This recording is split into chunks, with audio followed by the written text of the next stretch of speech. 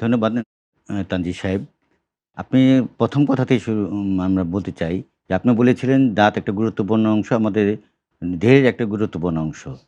আসলে আমরা বলি যে আমাদের দাঁত শুধু আমাদের লোকাল প্রবলেম না। আমাদের এই দাঁতের সাথে আমাদের শারীরিক ৩০ থেকে ৩৫ টা ডিজিজের একটা সম্পর্ক আছে।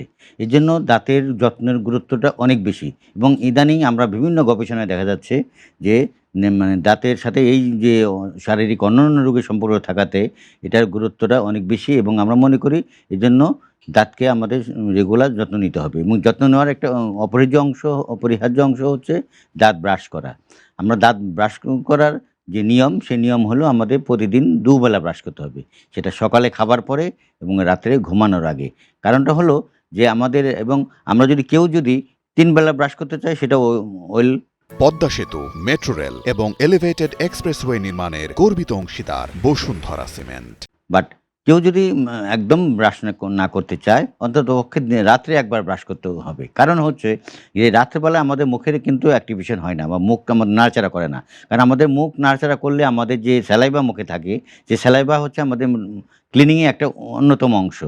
এখন রাত্রেবেলা যেহেতু আমাদের ক্লিনিং হচ্ছে না, এজন্য আমাদের যদি রাত্রেবেলা ব্রাশ না করা হয়, যে খাবারগুলো খাই আমরা, সেই খাবারগুলো দাঁতের গায়ে লেগে থাকে এবং সেই খাবারের সাথে আমাদের মুখের বিভিন্ন ধরনের ব্যাকটেরিয়া, আমাদের অপকারী ব্যাকটেরিয়াগুলো যখন এই দাঁতের খাবারের সাথে লেগে, তখন আমাদের দাঁতের মাড়ির রোগ এবং দাঁতের ক্যারিজ বা দন্তক্ষয় রোগ হওয়ার অন্যতম কারণ। এজন্য আমি বললাম, আমাদের উচিত যে ২ বেলা অন্তত ২ বেলা সকালে খাবার পর, রাতে খাবার পর এবং রাতে অথবা রাতে ঘুমানোর আগে অবশ্যই আপনাকে ব্রাশ করতে হবে।